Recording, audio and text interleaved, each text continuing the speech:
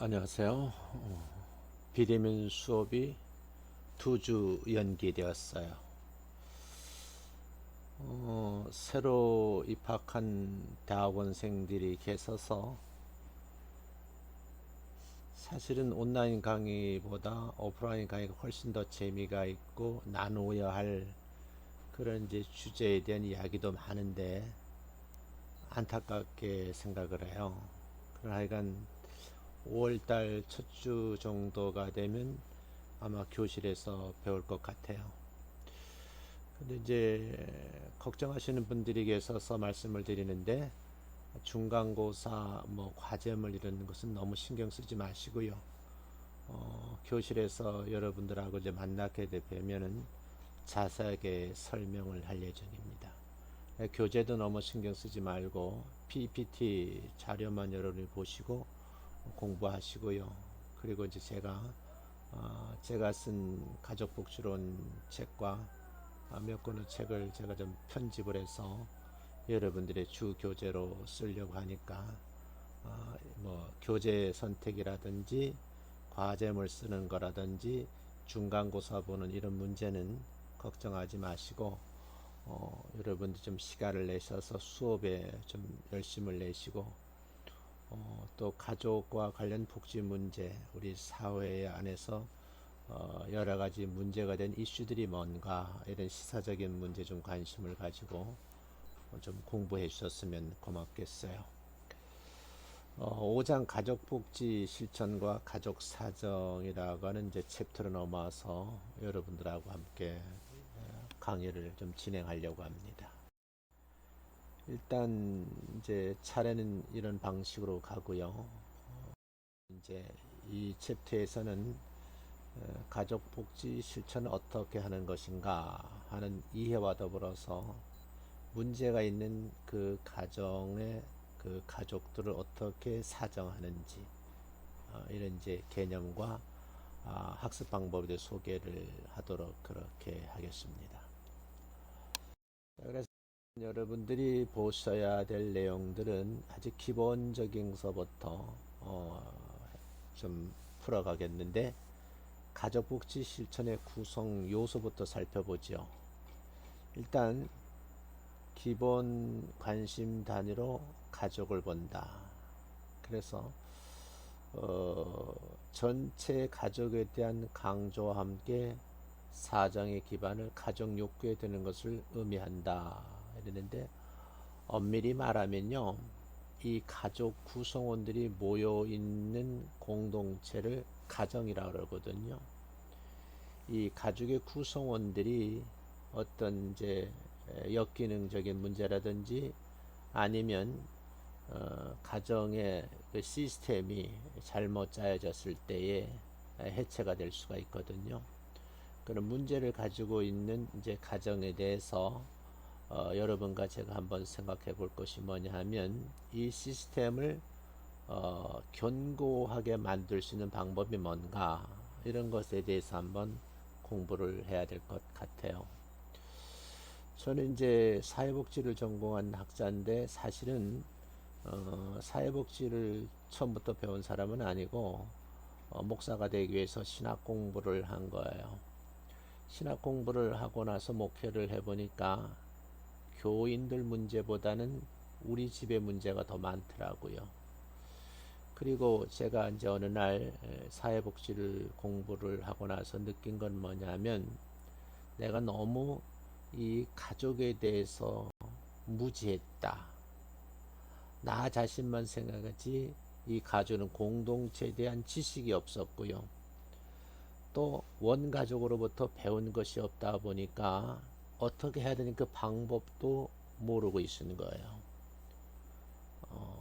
정말 다행스러운 것은 부부 생활 35년이 넘도록 하면서 새 아이가 저희 기대와는 달리 잘 성장해줘서 고마울 따름이죠. 큰 아이는 이미 결혼을 해서 초등학교 2학년 이제 아이를 둔 그런 이제 엄마가 돼 있고요. 둘째는 이제 호주에 가서 좀 자기 일을 하고 막내는 이제 저희와 함께 아직 결혼을 안 해서 세 식구가 살고 있습니다. 그러니까 여러분들이 이제 어휘 문제에 있어서 가족이란 말, 가정이란 말을 이제 어떻게 보면 사전적 의미의 그 용어를 이해하는 것도 중요하고 법적 개념도 이해를 하셔야 돼요. 그래서 그 수업 시간에 조금 더 다뤄가겠습니다.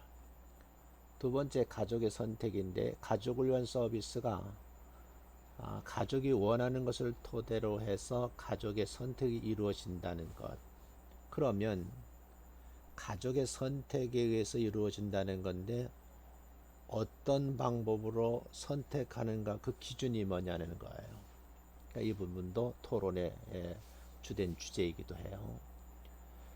그리고 이제 가족의 강점에 대해서 말씀을, 강점, 관점이라고 그래서 이제 여러분들이 이제 사회복지 실천에서 많이 배우거든요. 그러니까 가족이 보유한 강점이 있죠. 그럼 약점이 있죠. 그 강점을 인정하고 발전시켜 나가는 것을 이제 말하는 거거든요. 전문적 용어니까 여러분들이 한번 또 관심을 가지고 노트 정리도 하셔야 될 것 같아요. 그 다음에 이제 가족복지 실천의 구성 요소의 네 번째는 가족과 전문가의 관계예요. 초기에는 가족 구성원과 전문가가 어떤 파트너 관계를 의미하고 동등성, 그다음에 상호성, 팀워크를 강조를 했다는 거거든요. 요즘에는 가족 구성원들이 어떤 문제가 생겼을 때 그 개인의 문제로 생각하는 것이 아니라 이 문제를 가진 아이가 아니면 부부 사이 그 누구라 할지라도 시스템 구성 속에서 일어나는 문제니까 그 시스템을 잘 조정하고 원인 제공자가 그 원인을 제거할 때에 정말 의학에서도 말하는 깜짝 놀랄 일들이 벌어진다는 거예요. 그래서 요즘에는 사회복지 쪽에서 아주 가장 중요시하게 다루는 것이 가정상담과 가족치료예요.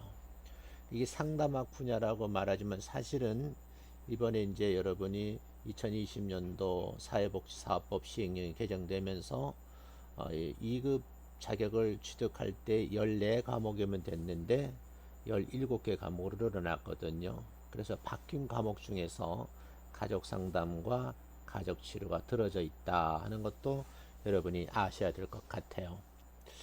어찌됐든 간에 제가 평생도록 이제 가르침의 사역을 했잖아요. 목회를 하는 전문가로서 또 아이들을 가르치는 학교의 교수로서 이 분야에 이제 남다른 연구를 많이 했는데 어찌됐든 간에 본인의 문제를 해결하는데 제가 많은 도움을 받았다 이렇게 말씀을 드릴 수 있어요. 다섯 번째는 가족의 욕구예요. 가족의 그 내외적 자원이 있죠. 이 내외적 자원을 포함한 가족 전체성과 욕구를 기반으로 해서 가족복지 실천 서비스를 제공한다 하는 그런 의미에서 기본적인 용어에서 욕구라는 말이 무슨 말인지 여기에서 이제 좀 아셔야 돼요. 그러면 개인적 욕구와 공동체 욕구가 있고 그 공동체 욕구는 소그룹이지만 가정에는 시스템 속에 살고 있는 그 가족이 가지고 있는 욕구가 있다. 이렇게 이제 보셔야 돼요. 여섯 번째는 개별화된 가족복지 서비스인데 가족 욕구에 부합되는 이제 사정을 하고 그 다음 사정이 끝나가는 목표 설정을 하고 개입뿐만 아니라 서비스의 개별화 제공되는 가족 대상별로 다양한 서비스들이 포함되어 있다는 거거든요. 이제 대학원에 들어오셨는데 이제 학부에서 사회복지나 상담을 공부하신 분들은 이런 용어가 익숙하지만 타전공 하신 분들, 신학을 공부했다든지 아니면 뭐 경제학, 뭐 예를 다른 분야 공부하신 분들은 용어가 아주 익숙하지 못해서 힘들어 하시더라고요. 우리가 병원에 가면 의사가 진찰을 하지요. 진찰을 하고 이분이 무엇 때문에 아픈지 의사가 자세하게 물어보죠. 그럼 의사는 의과대학에서 6년 또는 레지던트 인턴을 거쳐 배운 11년의 어떤 지식을 가지고 이 환자가 감기 환자인데 어떤 감기에 들렸는지 환자가 하는 말을 들어보면 이분이 이런 감기구나 하고 알게 되고 또 그 환자를 직접 진찰을 하게 되죠. 입을 벌려서 입안을 보고 목 안을 들여다보고 코 속을 들여다보고 아 이건 목감기구나. 아 이거는 기침감기네. 이렇게 해서 정확하게 진단을 하는 거죠. 그래서 여러분들이 의학에서는 진단이라는 말을 쓰는데 우리 사회복지에서는 사정이라는 말을 쓴다. 그래서 가족의 문제를 알기 위해서 그 모든 시스템 속에서 알기 위해서 진단하는 것을 우리는 사정이라 한다는 거예요. 그러면 진단 결과에 따라서 목표를 설정하고 개입을 하게 되죠. 그랬을 때에 대상별로 다양한 서비스들이 포함되어 있는데 이걸 이제 개발화된 가족 서비스라고 한다. 이렇게 이해를 하시면 되겠어요. 자, 그 다음 이제 보시죠. 그러기 위해서는 우리가 이렇게 가족 복지를 우리가 실제적으로 하려고 하면 여러분들이 아시는 것처럼 지식도 있어야 되지만 그 지식과 관련된 고도의 기술이 있어야 되는 거예요. 이 부분도 제가 수업 시간에 자세하게 설명을 하게 됩니다. 문제는 우리가 세상을 살아가는데 우리가 말하는 과학을 기반으로 한 기술은 우리가 많이 알고 있는데 사람이 살아가는 이 생활 기술에 대해 잘 모르는 분들이 많아요. 그래서 여러분들이 이제 가족복지 실천을 하려고 하면 가족복지와 관련된 지식도 있어야 되지만 그와 관련된 숙련된 기술이 필요하다. 그 첫 번째가 인지적 기술이에요. 그래서 사람과 사람 사이의 어느 시츄에이션 상황 속에서 인간에 대한 뭔가를 좀 알아야 되는 거예요. 그리고 개인과 상황에 대한 이해도 필요하고요. 우리가 많은 지식이 있는데 그 활용할 지식들을 좀 확인을 하셔야 되고 개입을 어떻게 할 계획을 수립을 해야 되고 마지막에는 평가를 이제 수행하게 되겠죠. 이런 과정이 전체적으로 한번 인지적 기술이라 그래요. 그래서 우리가 사회복지를 공부하면 단순한 공부가 아닌 거예요. 상당히 깊이 있는 공부를 해야 되는데 그래서 사회복지를 공부하려고 하면 기본적인 것이 뭘까요?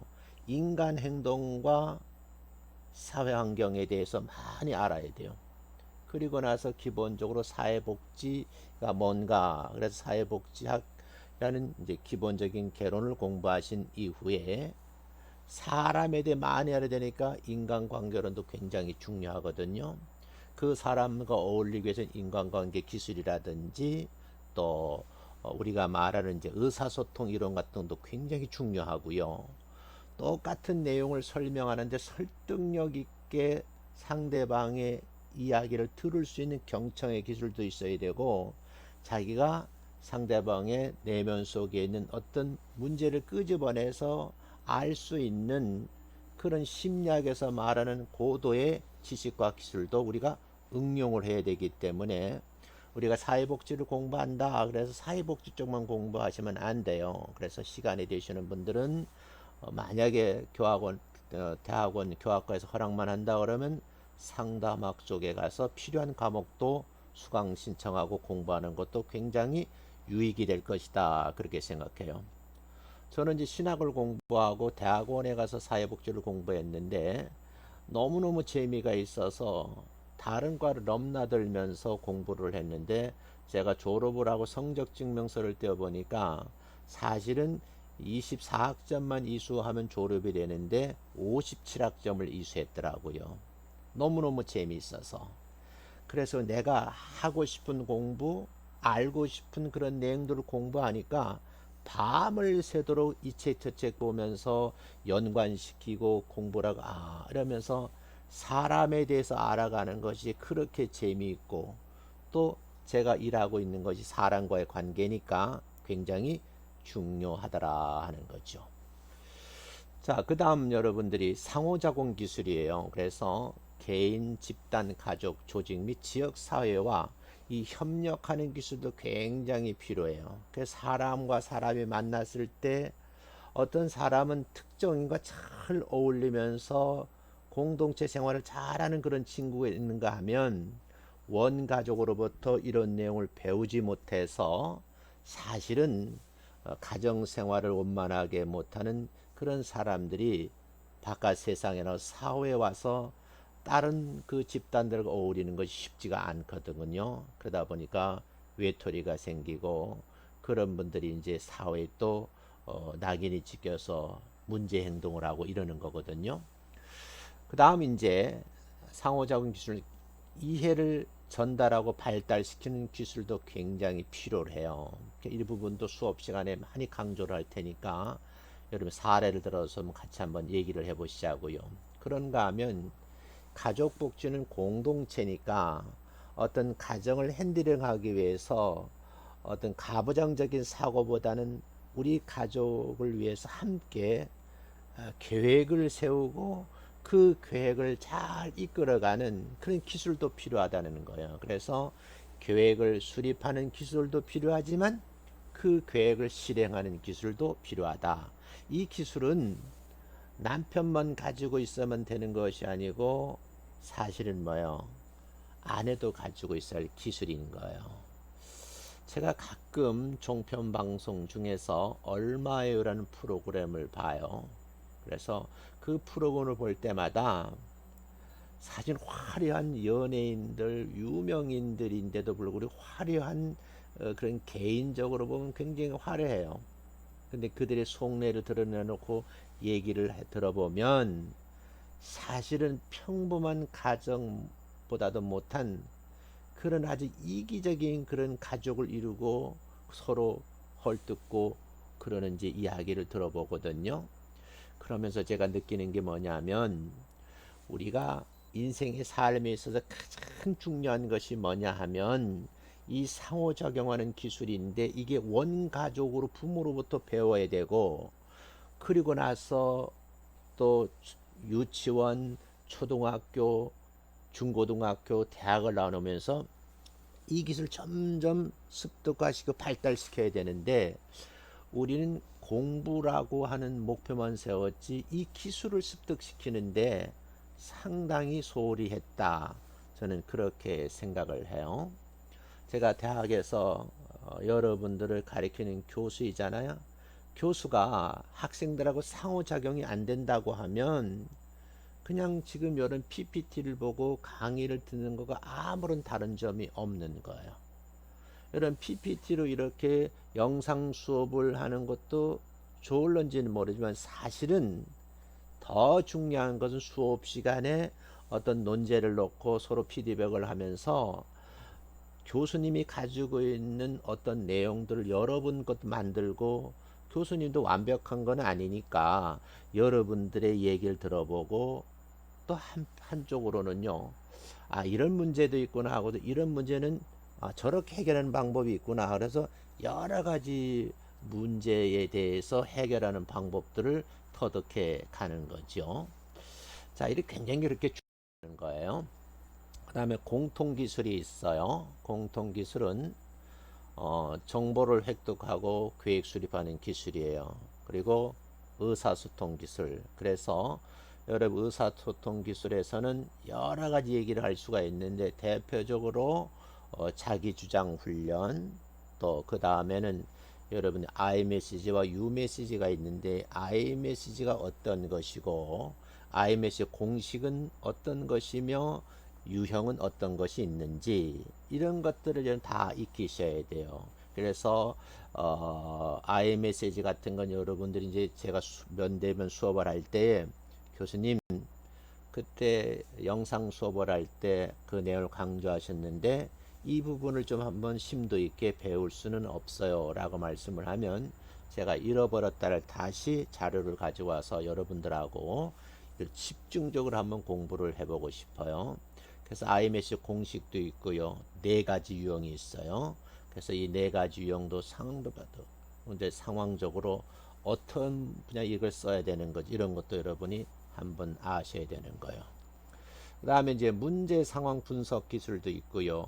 그 다음에 이제 우리가 이제 전문가들이니까 계약 기술, 그 다음에 과정을 점검하는 거, 또 평가하는 기술도 익히셔야 되고, 그리고 이제 여러분이 이제 사회복지사로서 상담 전문가로서 다양한 역할을 수행하는 기술을 익히셔야 돼.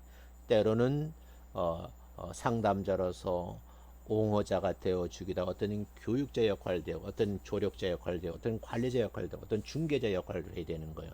그래서 상황에 따라서 내가 그 역할을 다양한 측면을 해야 되는 거니까 고도의 이런 이제 역할 수행 기술이 필요하다. 그런 말씀을 좀 드리고 싶어요.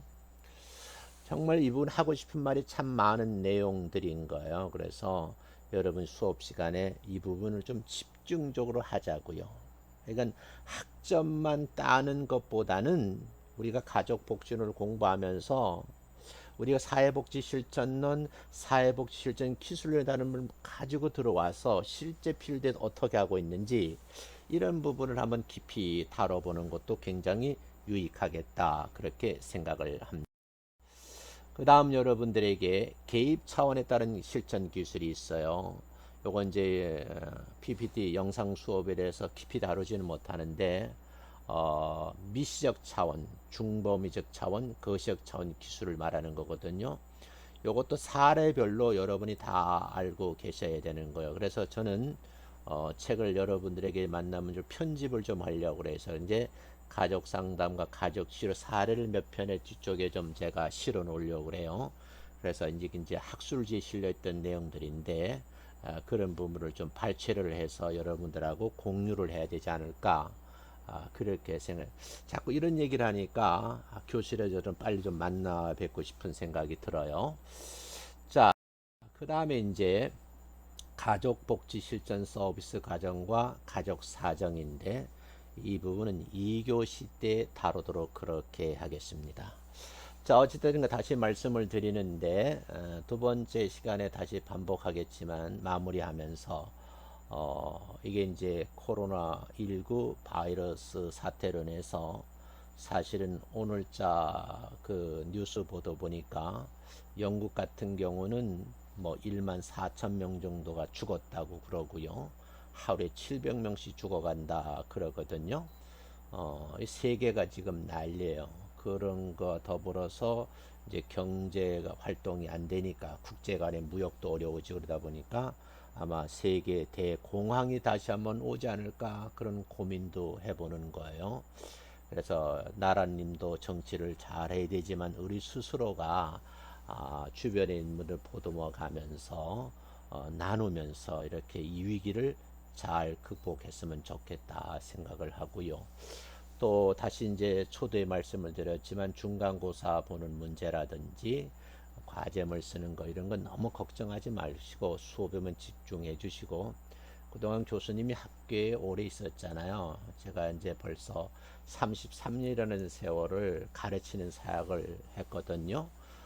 그러니까 여러분들 충분히 제가 가지고 있는 노하우를 가지고 여러분들 성적 내는데 별 문제가 없으니까 걱정하지 마시고 이 PPT를 자료를 제가 올려줄 테니까 좀 보시고 하시면은 별 어려움이 없을 것이다. 너무 염려하지 걱정하지 마시라 하는 것을 여러분 참고하시고, 다음 2교시 때에 가족 복지 실천 서비스 과정이 어떻게 형성되고 이루어가는지, 실제적으로 가족 사정은 어떻게 하는지 이 부분에 대해서 강의를 진행하겠습니다. 오늘 수고 많이 하셨고요. 다시 한번 강조하지만 건강에 좀 신경 썼으면 좋겠어요. 그래서 밝은 모습으로 5월달 첫 주나 두째 주에 이제 대면 수업이 되면 그때 가서 여러분 이제 화면에 제 얼굴이 없으니까 교수님이 어떻게 생겼는지 궁금하잖아요. 뭐 키는 짝다라막한 사람인데 나름대로 재미있어요. 그래서 여러분 뵙고 즐거운 시간을 보내기를 원합니다. 자, 오늘 수고하셨고 다음 차시에서 여러분 뵙도록 하겠습니다. 굉장히 수고 많으셨어요. 지금 제가 이게 길게 얘기하는 건 뭐냐면 이제 교육부 지침에 따라서 1교시에 25분 이상씩 강의를 해라 하는 이제 지침에 따라서 제가 좀 타임을 늘리고 있거든요. 충분히 이해하시고 그렇다고 해서 또 수업을 바로 끌고 들어와서 혼동스러우니까 여기다가 초만 더 기다렸다가 여러분들하고 헤어지겠습니다. 가족 복지라는 이 문제를 가지고 만나게 돼서 굉장히 고맙습니다. 다음 시간에 뵙겠습니다.